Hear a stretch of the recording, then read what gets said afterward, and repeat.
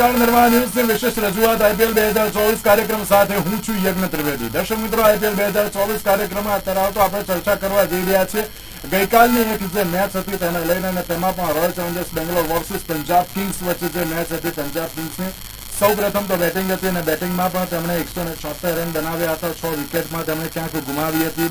મહત્વની વાત કહેવાય કે શિખર ધવન, સેમ કરન અને જીતેશ શર્મા ત્રણ જ વ્યક્તિ દ્વારા થોડુંક સારી બેટિંગ કરવામાં આવી કે જેમાં 176 સુધી ક્યાંક ટીમ પહોંચી ગઈ હતી.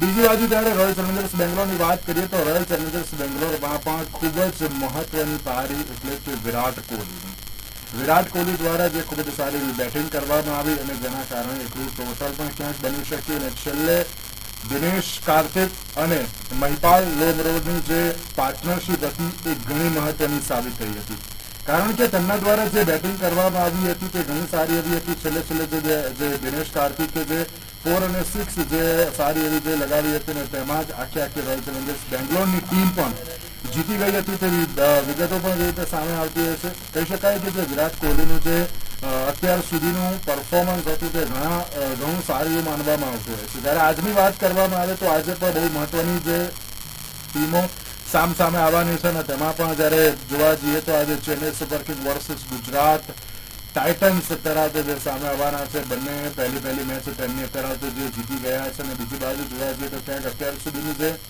મેચ હતી તે ઘણી મહત્વની પણ સાબિત થતી હોય તેવું પણ અત્યારે જે જોવા મળી રહ્યું છે. મહત્વની વાત કહેવાય કે ગુજરાત ટાઇટન્સની જે અત્યારે બેટિંગ હોય, બોલિંગ હોય, બંને બહુ જ મહત્વની હોય છે, કારણ કે અત્યાર સુધી જે 168 રનનું ક્યાંક ટાર્ગેટ મૂક્યો હતો પરંતુ તેમાં પણ ક્યાંક જીત હાંસલ કરી દીધી. ઘણી મહત્વની બાબત અત્યારે તો કહેવામાં આવતી હોય છે.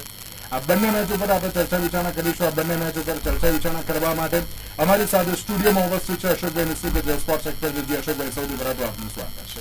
Thank you so much. અશોકભાઈ, ગઈકાલની મેચને લઈને આપણે સૌથી પહેલા તો ચર્ચા વિચારણા કરીશું અને તેમાં પણ Royal Challengers Bangalore versus Punjab કિંગ્સની જે મેચ હતી, મેચ ઉપર પછી વાત કરું માં સૌથી પહેલા વિરાટ કોહલીના પરફોર્મન્સને લઈને વાત કરવી છે. વિરાટ કોહલી T20માં સૌથી વધારે કેચ કરનાર ભારતીય જે ખેલાડી છે, સાથે સાથે આઈપીએલમાં પણ 50થી પણ વધુ 50 ફટકારનાર બીજો બેટ્સમેન પણ છે. શું કહેશો વિરાટ કોહલીના પરફોર્મન્સને લઈને? બેઝિકલી વિરાટ કોહલી તો એક રન બનાવે અને એક વિક્રમ બને એવી પરિસ્થિતિ છે અત્યારે. એ ચાહે 50 બનાવવાની વાત હોય, કેચીસની વાત હોય કે કોઈ પણ જગ્યાએ તમે વિરાટ કોહલીનું નામ જોડી દો તો કોઈક ને કોઈક રેકોર્ડ તો તમને ચોક્કસ જોવા મળે. ગઈકાલે જે વિરાટ કોહલીની રમત હતી, પહેલા તો એને ચાન્સ મળે. યસ, અમારા જમાનામાં કહેતા હતા કે ભાઈ chance catches wins the matches, if you don't catch you lose the match. અને સિમિલર વે પંજાબની ટીમ હારી પણ ગઈ. પણ જે રીતે ત્યાર પછી તમે તમારી ઇનિંગને બનાવો છો, તમને ખબર છે કે તમે પહેલી મેચ હાર્યા છો, સેકન્ડ મેચ તમારે જીતવાની છે, તમે કેપ્ટન નથી ટીમના, પણ આ ટીમ માત્ર ને માત્ર વિરાટ કોહલીના નામે ઓળખાય છે. એ તો બેમત નથી એમાં. ક્યાંક એવી જબરદસ્ત ઇનિંગ રમવાની અને ત્યાર પછીના એક શોટ જે રમે છે એટલા પરફેક્ટ ટાઈમિંગ સાથે, પરફેક્ટ એક્ઝિક્યુશન અને કોઈ પણ જાતનું રિસ્ક લીધા વિના, અને ત્યારે બી run rate, required run rate છે એ 150ની, અરે જે સ્ટ્રાઇક રેટ છે 150-160ની ઉપર રાખીને રમ્યા.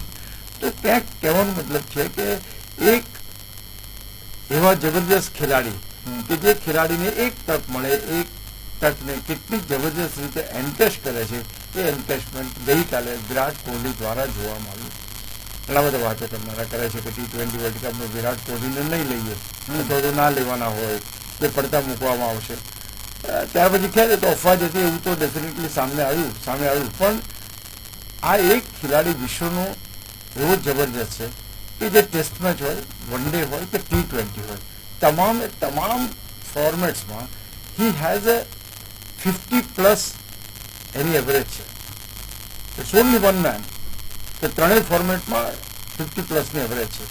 તો T20માં પણ જે રીતે ગઈકાલે રમ્યા, જે રીતે પ્લેયરના માથા ઉપરથી જે એને શોટ્સ માર્યા, જે રીતે એને કવર ડ્રાઇવ્સ માર્યા, જે રીતે એને કટ કર્યા બોલને, અથવા જે રીતે એને ઓન સાઇડમાં જે લોફ્ટેડ શોટ્સ રમ્યા, they all were very much precise and according to the situation. બિલકુલ. એટલે આ વસ્તુ અગત્યની છે કે એક તમારી પાસે જબરજસ્ત બેટર છો, એને ભૂલે ચૂકે બી એક જો ચાન્સ તમે આપી દીધો તો એમાંથી ઇનિંગ બનાવી જાય છે. અને એ રીતે આપણે જોઈએ તો 77 સમ ઓડ રન્સ હી સ્કોર્ડ, અને ઓછા બોલમાં વધારે રન, અને ક્યાંક બાકી બધા ખેલાડીઓ ના રમ્યા હોય તે વખતે પણ વિરાટ કોહલીને લાગ્યું કે ના, હવે આ ટીમને જીતાડવી એ મારું કર્તવ્ય છે, અને હી વોઝ ધેર. એના આઉટ થયા પછી જે પરિસ્થિતિ છે એ પણ આપણે ફરી ચર્ચા કરીશું. પણ અહીં આગળ જો વિરાટ કોહલીની તમે વાત કરી, એ તો 51 50s in IPL, 39 or 36 50s in T20. He is not an ordinary man. એના જે રેકોર્ડ છે કોઈની પાસે નથી. આઈપીએલમાં સૌથી વધારે રન બનાવવાનો રેકોર્ડ પણ એના નામે જ છે. તો ક્યાંક ને ક્યાંક આ એક ભારતનું ઘરેણું કહેવાય, ઇઝ એસેટ જેને કહી શકાય એવો આ ખેલાડી છે. અને ગઈકાલની એની રમત જોવાની પણ મજા આવી. ઇવન મેચ આખી મેચ જોયા પછી એની હાઇલાઇટ્સની અંદર એની બેટિંગ જોવાની મજા આવી. એટલું એને એટલું પ્રિસાઇઝ રમ્યો છે ગઈકાલે. So I think he deserves that respect of having 51 half centuries and lot many in T20s. So he's a genius. બિલકુલ સાચી વાત છે. અશોકભાઈ, જ્યારે વિરાટ કોહલીની તો વાત કરીએ આપણે, 77 જે રન તેમના દ્વારા બનાવવામાં આવ્યા, ત્યારબાદની હું વાત કરું, કોઈ બેટ્સમેન સારું પરફોર્મન્સ ન કર્યું. આપણે ફાફ ડુપ્લેસિસની વાત કરીએ કે પછી કેમેરન ગ્રીન હોય, રજત પાટીદાર, ગ્લેન મેક્સવેલ, છેલ્લી બંને મેચથી ક્યાંક અથડાતું છે, સારું પરફોર્મન્સ નથી કરી શક્યા. નો ડાઉટ તેમના દ્વારા એક જ એવી મેચ રમવામાં આવે છે કે જ્યાં એમ કહેવાય કે આખી મેચ તેઓ પલટી નાખતા હોય છે, એ આપણે ભૂલવી ના જોઈએ. પણ તેમની સાથે એક મહત્વની આપણે દર વખતે અશોકભાઈ વાત કરતા હોઈએ છીએ કે પાર્ટનરશિપ બનવી બહુ જરૂરી છે, અને એ પાર્ટનરશિપ ગઈકાલે જે જોવા મળી હતી મહિપાલ લોંગરોર અને દિનેશ કાર્તિકની બેટિંગને લઈને શું કહેશો? See, this man is the most dangerous batsman. આ પર્ટિક્યુલર ફોર્મેટનો આ સૌથી ખતરનાક બેટર છે. કારણ કે જે રીતે એની રમત છે, જેમ તમે હમણાં વાત કરી કે ભાઈ બાંગ્લાદેશ સામેની મેચની, ત્યાર પછીની જે અત્યારે આઈપીએલની મેચ, આની આગળની ઇનિંગની જ તમે વાત કરો, he has played a superb and splendid inning.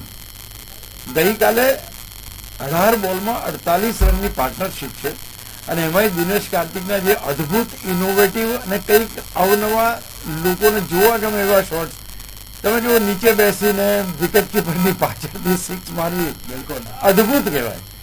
એટલે કહેવાનું તાત્પર્ય એવું નથી કે એ બહુ સારો બેટર છે, પણ એનું પ્રેઝન્સ ઓફ માઇન્ડ તમે જુઓ. એને ખબર છે કે મારે મારી ટીમને જીતાડવા માટે રન જોઈશે. હું જો સીધા બેટથી રમવા જઈશ તો મારાથી રન નહીં બને. મારે એ જગ્યા શોધવી પડશે કે જે જગ્યા ઉપર ફિલ્ડર ના હોય. સ્ક્વેર લેગમાં ફિલ્ડર તમે ઉભો રાખ્યો છે, મિડ વિકેટમાં ફિલ્ડર ઉભો રાખ્યો છે, લોંગ ઓન ઉપર ફિલ્ડર છે, લોંગ ઓફ ઉપર ફિલ્ડર છે, બધી બાઉન્ડ્રી સીલ છે. તે વખતે તમે શું રમી શકો કે જેનાથી તમારા રન્સ બને. So this is what is very important કે ઇનોવેટિવ કેટલું રમો છો. T20 અથવા તો IPL is nothing but A innovation. હું નથી માનતો કે કોઈ પણ ખેલાડી એમ કે હું માત્ર કવર ડ્રાઈવ અને ઓન ડ્રાઈવ ને ઓફ ડ્રાઈવ મારીને મેચ જીતીશ. Not possible. કારણ કે તમે ડ્રાઈવ ગમે તેટલી સારી cover drive all around carpet કરો, પણ it is going to go to the fielder only. એક જ રન મળે તમને. સાચી વાત છે. સો એના માટે તમારે શું કરવું પડે? તો તમારે પ્રેઝન્સ ઓફ માઇન્ડ રાખવું પડે. કઈ જગ્યાએથી કયો ફિલ્ડરને ક્યાં હટાયો, ક્યાં જગ્યા થઈ, અને એ પર્ટિક્યુલર જગ્યા ઉપર તમે શોટ રમો. That is called batsman. એટલે અહીંયા આગળ જે આપણે અત્યારે જે દિનેશ કાર્તિકની ભૂમિકા જોઈ રહી છે, કોમેન્ટેટર હતા ત્યારની વાત તો અલગ છે, પણ હવે જે એની ભૂમિકા છે એ ભૂમિકામાં ક્યાંક મોસ્ટ ઇનોવેટિવ પ્લેયર તરીકે મને જોઉં છું. એ તે જ જગ્યાએ શોટ મારે છે કે જ્યાં આગળ કોઈ ખેલાડી હોતો નથી. એ always in hunt of such place, કઈ જગ્યા છે અને એ જગ્યા ત્યાં આગળ રમવાનું. તો આ એક વસ્તુ જે છે ટીમને જીતાડવા માટે T20ની અંદર ખાસ કરીને જ્યારે મોટી પાર્ટનરશિપ શરૂઆતના બેટર્સ ન બનાવી શકતા હોય ત્યારે તમારા બોટમ લેવલના બેટર્સ અથવા તો 5-6 ક્રમ પછીના જે બેટર્સ છે એ દે આર બિલ્ડિંગ સચ અ ગ્રેટ ઇનિંગ. હું માનું છું કે આ એક બહુ મોટો પ્લસ પોઈન્ટ ટીમ માટે છે. પહેલા બેંગ્લોરની ટીમ ટોપ ઓર્ડર ફેલ જાય તો લગભગ ફિનિશ થઈ જતી હતી. હવે છેલ્લી 2-3 મેચોથી, ઇવન લાસ્ટ મેચ ભલે એ લોકો હારી ગયા, પણ જે અનુજ અને એણે જે રીતે પાર્ટનરશિપ બનાવી Dinesh Kartik, that was fantastic. તો તમે હવે તમે એ વિચાર કરો, તમારો 6-7મો બેટ્સમેન ટોપ ફોર્મમાં જે સારી પાર્ટનરશિપ બનાવી શકે છે, ઉપરના 5માંથી ખાલી 4 ખેલાડીઓ, 6માંથી 4 ખેલાડીઓ રમતા થઈ જાય તો બેડો પાર થઈ જાય. બિલકુલ. So that is what exactly અને એમાં કોણ છે બેટર્સ તો જુઓ તમે, એક એક નામ તો જુઓ તમે, Faf du Plessis, Virat Kohli, Maxwell, તો આ બધા તમે કોઈ એક પણ રમી જાય તો પણ આખી મેચ લઈ જાય. તો એ જ વસ્તુ ખાસ છે કે જો આ ટોપ લેવલમાંથી 2 કે 3 ખેલાડીઓ સારા રન્સ બનાવીને આપે તો પાછળ જરૂર પડે તો આ બંને ખેલાડીઓ ટીમને જીતાડવા માટે સક્ષમ છે, એવું બંને મેચમાં એ લોકોએ પુરવાર કર્યું. બિલકુલ, એટલે કઈ મેચ જીતી ના શકે, બટ તે પ્રૂવ કે યસ અમે આ રમત રમી શકીએ એમ છીએ, અને એ પ્રમાણે ગઈકાલે પણ રમ્યા. બિલકુલ, એટલે રોયલ ચેલેન્જર્સ બેંગ્લોરનું જે રીતે તમે કહ્યું કે ના અત્યારે તો જે ઓપનિંગ બેટ્સમેન છે એ ક્યાંક સારું રમે, પછી મિડલ ઓર્ડર હોય અને પછી જે રીતે લોઅર મિડલ ઓર્ડરમાં હોય એ ક્યાંક તરત સારા રમતા હોય તો કોઈ વાંધો આવે એવું નથી. તો પંજાબ કિંગ્સને ગઈકાલે શું ભૂલ થઈ ગઈ હતી તેઓ હારી ગયા મેચ? અશોકભાઈ, સૌથી મોટી ભૂલ કરી કે તમે વિરાટ કોહલીને ચાન્સ સાથે દીધો. હા, બિલકુલ બિલકુલ સાચી વાત. ત્યાર પછી તો બીજું કોઈ તમારી પાસે હતું ને. ત્યાર પછી તો જે દિનેશ કાર્તિક જે ઇનિંગ રમ્યું છે એ તો ઇનોવેટિવ જ હતી. એ તો લગ ગયા નહીં તો કોઈ વાત નહીં, એને જરૂર છે શું કરવું છે. બિલકુલ સાચી વાત. કારણ કે તો તમે ટ્રાય કરો, જો લાગી ગયો તો 6 છે તો તમે જીતી જાઓ છો. બિલકુલ સાચી વાત. પણ એટલું ખરું કે આ ખેલાડીઓ પાસેથી હિંમત શીખવાની જરૂર છે કે તમે કોઈ પણ પરિસ્થિતિ હોય તે છતાં પણ એમાંથી રસ્તો કાઢીને છગ્ગા ફટકારવા અને કઈ રીતે એની અસરકારકતા સાબિત કરવી. I think that is what is very important. અહીંયા આગળ બીજા 2 ખેલાડી ખાસ છે, ગ્રીનની વાત કરો તમે અને પાટીદારની વાત કરો. આ બંને પણ ફાફ ડુ પ્લેસિસ અને મેક્સવેલ કરતાં પણ સારા બેટર્સ છે. એ પણ સારું રમી શકે છે. અનફોર્ચ્યુનેટલી એમનું પણ એ મળે. એટલે તમારી પાસે અહીંયા વિરાટ કોહલી છે, ફાફ ડુ પ્લેસિસ છે, ગ્રીન છે, પાટીદાર છે, મેક્સવેલ છે અને અનુજ રાવત છે. 6 બેટર્સ જોરદાર છે.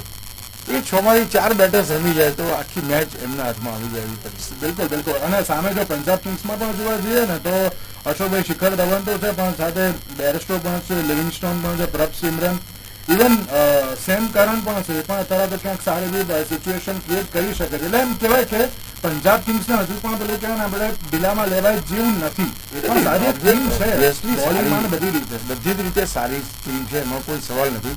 પણ જ્યારે તમે તમારા લિવિંગસ્ટોન પહેલી મેચમાં શું થયું કે લિવિંગસ્ટોન અને સેમ કરન સારું રમી ગયા અને ટીમ જીતી ગઈ. બાકીના જે પ્લેયર્સ છે, બાકીના પ્લેયર્સનું કોન્ટ્રીબ્યુશન આવતું નથી. એ સૌથી મહત્વની વાત છે. તમારી પાસે શિખર ધવન છે, ત્યારે પ્રભ સિમરન જે ઇમ્પેક્ટ પ્લેયર તરીકે લાવે છે, is also one of the good addition. Bairstow છે, બેરસ્ટો હું માનતો નથી કે એનામાં કોઈ હવે ક્રિકેટ એટલું બાકી બચ્યું હોય. The way he is playing મને કોઈ રીતે કન્વિન્સ એમ લાગતું જ નથી કે આ ખેલાડી કંઈ બહુ મોટું કરશે. I don't know, સમાવો other I M feeling કે એ ઇરિલેવન્ટ બનતો જાય છે આ T20ના ફોર્મેટમાં, IPLના ફોર્મેટમાં. લિવિંગસ્ટોન પણ ધ સેમ વે, લિવિંગસ્ટોન પાસેથી મોટી Sam Curran, yes he is doing very well. એ બોલિંગ અથવા તો બેટિંગ એ કોઈ પણ સંજોગોમાં ટીમને ભારે પડ્યો નથી. અને ત્યાર પછી જીતેશ શર્મા અને શશાંક સિંહ. જીતેશ શર્મા તમે જુઓ તો ઇઝ ધ વાઇસ કેપ્ટન અને ક્યાંક ને ક્યાંક આગામી વર્ષથી કેપ્ટનશીપ એ ટેક ઓવર કરે એવી શક્યતાઓ પૂરેપૂરી જણાઈ રહી છે. એટલે એ બધા ખેલાડીઓએ રમવું પડશે. અને બીજું એક સ્ટેપ 176, 177 નો સ્કોર કંઈ બહુ ઇમ્પ્રેસિવ નથી. હા, બિલકુલ બિલકુલ. ક્યાંક અત્યારે 180 કે 190 પર ક્યાંક પહોંચાડો ને તો પણ કંઈ કહી શકાય. થોડુંક તમારે પ્રેશર આવે એવો સ્કોર જરૂરી છે. 75-76 માં તો સ્કોર તમે થોડોક એકાદ પેર રમી જાય તો તમે અચીવ થઈ, અને that is what has happen.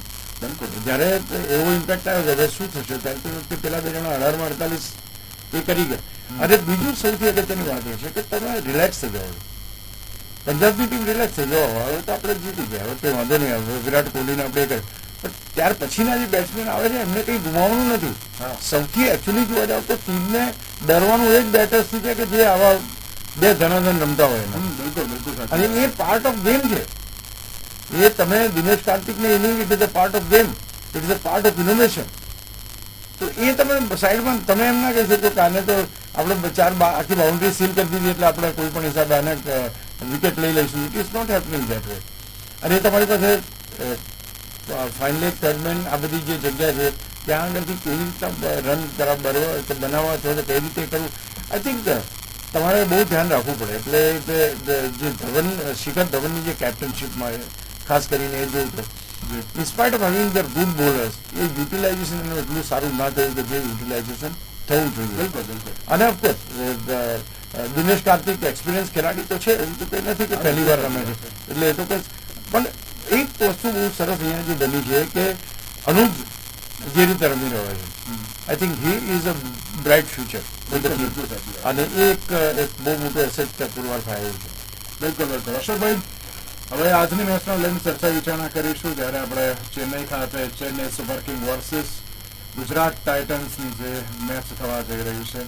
ભાઈ, આની પહેલાની મેચનું સૌથી પહેલા તો વાત કરો કે ગુજરાત ટાઇટન્સે 168 સમથિંગ, કદાચ જો ભૂલ હોય તો કનેક્ટ કરજો, 168 સમથિંગ કંઈક ટોટલ હતો, સામે મુંબઈ ઇન્ડિયન્સ હતું. એક કોન્ફિડન્સ બિલ્ડઅપ તેમણે કર્યો એ ગઈ મેચથી કે ના, જો આટલું ઓછું ટોટલ હોય, અમે ક્યાંક સારું પ્રદર્શન કરીશું, ફિલ્ડિંગ સારી કરીશું, બોલિંગ સારી કરીશું, તો અમે પણ ક્યાંક જીતી શકીએ છીએ. કારણ કે એક બાજુ શુભમન ગિલ કે જે હમણાં જે નવા કેપ્ટન બન્યા છે, ત્યાં આશિષ નેહરાનો ફૂલ સપોર્ટ અત્યારે જે જોવા મળી રહ્યો છે. પણ બીજી બાજુ જોવા જઈએ તો આ વખતે મહેન્દ્રસિંહ ધોની અને તેની સાથે જે વર્લ્ડ કપના જે કોચ હતા અને તે જ કોચ અત્યારે આવતો જે ચેન્નઈ સુપર કિંગમાં પણ છે. એટલે શું લાગી રહ્યું છે આજની મેચને લઈને? કારણ કે બંને નવા કેપ્ટનો સામે આવવાના છે. ઋતુરાજ ગાયકવાડ વર્સિસ શુભમન ગિલ. ઋતુરાજ ગાયકવાડની પાછળ મહેન્દ્રસિંહ ધોની છે અને બીજી બાજુ આશિષ નેહરા છે. કઈ રીતે જોઈ રહ્યા છો આજની મેચ? આ તો ગયા વખતની ફાઇનલની ટીમ છે ભાઈ. હા, બિલકુલ એ તો છે. એટલે નરેન્દ્ર મોદી સ્ટેડિયમ પર આ બંને ટીમો વચ્ચેની જે રાઇવલી ગયા વખતે જોઈએ એના જેવી અદભુત મેચ આજ સુધી ક્યારેય જોઈ નથી આપણે. તો હું માનું છું કે now it is youngster to youngster. હવે મહેન્દ્રસિંહ ધોનીને પણ આપણે થોડા સાઇડલાઇન કરવા જોઈએ. અને આ બાજુથી તમે નેહરાની જે વાત છે, નેહરા ઇઝ સો ક્લોઝ. આના જેવો કોચ મેં નથી જોયો. I have never seen a coach like this. He is always bubbling. ફૂટબોલના કોચ જેવું એમનું વર્તન છે. See, this is something very specific. અમુક જ જગ્યાએ તમને જોવા મળે છે. કાલે બધા બેઠા હતા મુંબઈ ઇન્ડિયન્સની જયારે મેચ હતી ત્યારે બધા દિગ્ગજો બેઠા હતા. બટ કોઈ હલતું નહોતું એમની જગ્યાએથી. આ માણસ અહીં જાય તો પેલો ત્યાં જાય, ત્યાં જાય તો ત્યાં હોય, પાછળ તેની બાઉન્ડ્રી પર ત્યાં હોય. So he is always there for the captain. આટલો પેશનેટ કેપ્ટન, આટલો પેશનેટ કોચ ક્યારે મેં જોયો નથી. અને ધેટ ઇઝ ધ રીઝન એ ટીમની જીતવાની શક્યતાઓ વધી જાય. કારણ કે જે પહેલી મેચ હતી એ ઘણું બધું મહત્વ હતું. એકચ્યુઅલી જોવા જઈએ તો એ મેચને એક તબક્કો એવો આવ્યો કે ચાલો હવે પતી ગઈ મેચ, ધીમે ધીમે ડિસ્પર્સ થવા લાગ્યા અને સડનલી એક જ ઓવરમાં આખો બધો મામલો ફેરવાઈ ગયો. ખેર, એ શુભમન ગિલની સિમ્પથી ચોક્કસ મળી જશે. હાર્દિક પંડ્યાની અગેન્સ્ટમાં આખું સ્ટેડિયમ હતું એ પણ ત્યાં આગળ સાબિત થયું. ઉરિયો બોલ્યો જે રીતે પણ આપણે જાણીએ છીએ, જે રીતે એને ટોસ કરવા માટે એનું નામ જાહેર કર્યું ત્યારથી ઉહાપો થઈ ગયો. તો ક્યાંક એક ખેલાડી તરીકે આવું ઘણા બધા વર્ષો પછી જોવા મળ્યું હોય કે ભાઈ આટલો બધો કોઈ ખેલાડીનો ઉગ્ર વિરોધ લોકો કરી રહ્યા છે. અને એ ક્યાંક ગુજરાત ટાઇટન્સનો પ્લસ પોઈન્ટ બની ગયો. એટલે આ એક વસ્તુ પહેલી હતી. બીજું કે આજની મેચની આપણે જો વાત કરીએ, મહેન્દ્રસિંહ ધોની એઝ ટેકન, હવે આપણે એમ કહી શકીએ કે એણે હવે નિવૃત્તિ લઈ લીધું છે. Is not there in the fray. અને બીજું કે નાની નાની બાબતોમાં એને પોતાને પણ ઇન્વોલ્વ થવાનું ગમે નહીં. આજે ધારો કે બધાને આમ ફિલ્ડિંગ કર લોકોને એમ થાય કે જો ભાઈ આ કેપ્ટન છે તો આ બધું કરે છે. એટલે આપણે તો અહીંયા હજાર જાતના ઉપાધિ, સારું કરો તો તકલીફ, ખરાબ કરો તો તકલીફ. હાર્દિક પંડ્યા માથાના વાળ છૂટા કરે તો કે આમ છે, પેલા બાંધીને આવે છે કે બહુ સ્ટાઇલો મારે છે. એટલે અહીંયા આગળ શું કરવું ને શું ના કરવું એ વર્તન બધું બહાર નક્કી થતું હોય. સોશિયલ મીડિયા બહુ એક્ટિવ છે. જે રીતે વિવિધ આપણે એ વસ્તુ જોઈ રહ્યા. તો અહીંયા આગળ મારા ખ્યાલથી if you look at the team to team તો બંને ટીમો મજબૂત છે. પેલી ફાઇનલ હતી, આ ફાઇનલ નથી. એટલે આજની મેચમાં એ ફાઇનલ જેટલી કટ્ટરતા, ફાઇનલ જેટલું જનૂન, ફાઇનલ જેટલી એની પેશનેશન તમને જોવા નહીં મળે. આ એક મેચ તરીકે જોવી પડે તમારે.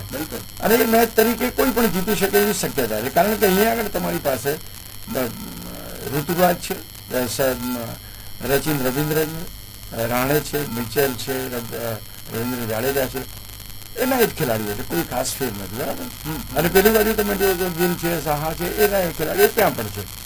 હવે ટેમ્પરામેન્ટ જે ઉભો થયો તે વખતે હાર્દિક પંડ્યાની કેપ્ટનશીપ હતી અને એ જે રીતે ચેલેન્જ ચેન્નઈ સુપર કિંગને કરતો હતો આખી વાત અલગ હતી.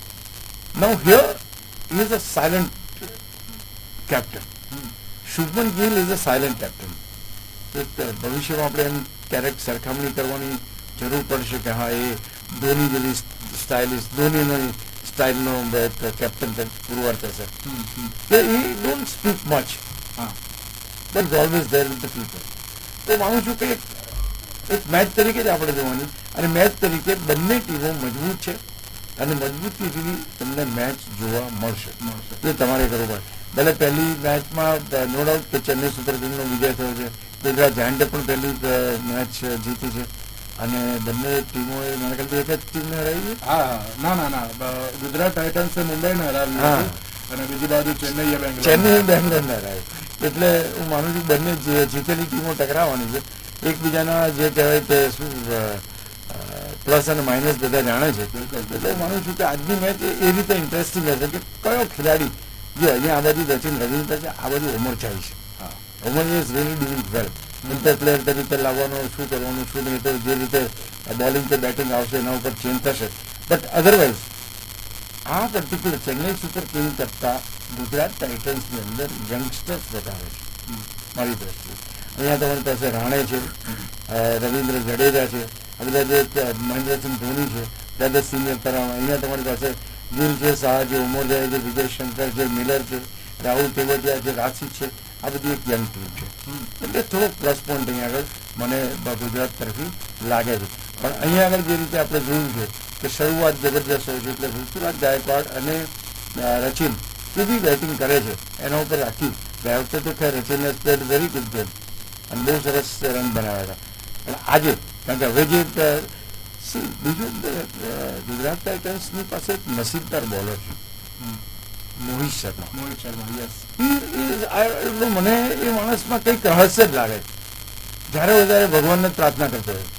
બિલકુલ સાચી વાત છે. વિકેટને ત્યારે પણ ઓવર કરવા આવે ત્યારે પણ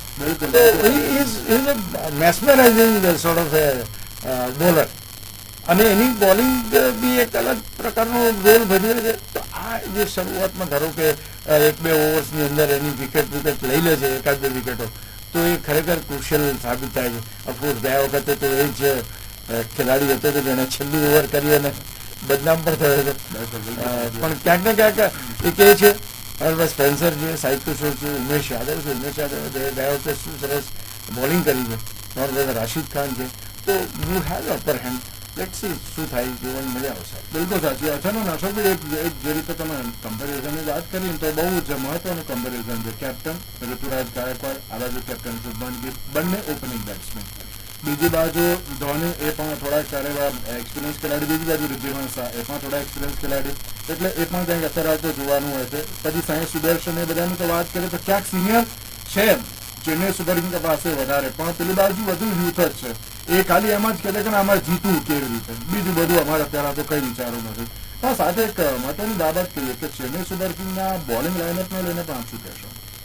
See, bowling lineup, basically Tushar Deshpande is not that effective this year. એની જે bowling out, Mustafizur is left arm bowler. એક એંગલ બનાવે છે અને એ એંગલ બની જાય તો he is the most dangerous. પહેલી મેચમાં તો બન્યો હતો 4 વિકેટો એને લીધી હતી, પણ દેટ ડઝન્ટ હેપન ઓલવેઝ, કારણ કે મોસ્ટ પ્રેડિક્ટેબલ બોલર છે. એ ખ્યાલ આવે છે કે અહીંથી આની બોલની મુવમેન્ટ થાય છે. એટલે શરૂઆતમાં જો તમે બોલ સ્વિંગ જ્યારે થતો હોય ત્યારે એડવાન્ટેજ એને મળી જાય તો ઠીક છે. અને ચહર, દીપક ચહર મને ક્યારેય એટલો ઇમ્પ્રેસિવ બોલર લાગ્યો નથી. ટુ બી વેરી પ્રિસાઇઝ, કે બહુ જ વિકેટ ટેકિંગ. હા, તમારી પાસે રવિન્દ્ર જાડેજા છે, that he is one of the ફિક્સાના છે. Then you have Rachin Ravindra છે તમારી પાસે, ઇઝ વેરી ગુડ સ્પિનર. તો તમારી પાસે બોલિંગ લાઇનઅપ બી સારી છે, એવું કંઈ નથી. પણ અહીં આગળ જોવા જઈએ તો મોહિત શર્મા, સ્પેન્સર, ઉમેશ, રાશિદ, આ બધા થોડાક વજનદાર બોલર્સ છે. તમારે રાશિદને બી માનવું પડે, મોહિતને પણ માનવું પડે. ત્યાર પછી તમારી પાસે સ્પેન્સર છે, એની પણ સારી બોલિંગ છે. તો થોડુંક બોલિંગ, પણ હા અધરવાઇઝ એક્સપિરિયન્સ જો જીતવાની દ્રષ્ટિએ જો તો તેની ટીમ ગુજરાત ટાઇટન્સ જીતવામાં ચેન્નઈ કરતા આગળ છે. અચ્છા, ઓકે. 3 મેચ, 3 ફાઇનલ રમ્યા, 2 ફાઇનલ રમ્યા. હા, એકમાં ચેમ્પિયન બન્યા અને એકમાં રનર્સઅપ બન્યા. જ્યારે પેલા તો 10 વખત રમીને 5 વખત થયા છે. એટલે એ રીતે જો પર્સન્ટેજ રેશિયો સારામાં સારું છે આ લોકોને. બિલકુલ, બિલકુલ. એટલે લાઇટલી ના લેવાય. ટૂંકમાં બંને ચેમ્પિયન ટીમો રમવાની જાય છે, બંને. એટલે બેટિંગ બોલિંગ જોવાની મજા આવશે. બસ પૈસા વસૂલ છે. બિલકુલ બિલકુલ. તો એક બાજુ જે રીતે બહુ જ મહત્વની મેચ થવા જઈ રહી છે, ચેન્નઈનું સ્ટેડિયમ છે, નો ડાઉટ છે કે મહેન્દ્રસિંહ ધોનીની અત્યારે આવતી જે ચર્ચાઓ ત્યાં પણ જોવા મળશે, પણ આ વખતે બંને યુવા કેપ્ટન અત્યારે આવતી જે સામસામે આવવાના છે. કોણ કેવી રીતનું પરફોર્મન્સ કરશે તે તો હવે જોવાનું જોઈએ. તેની સાથે અશોકભાઈ, આપનો ખૂબ ખૂબ આભાર અમારી સાથે ચર્ચા વિચારણામાં જોડાવા માટે. તો દર્શક મિત્રો, આજના વિશેષ કાર્યક્રમ બસ જ છે. નમસ્કાર.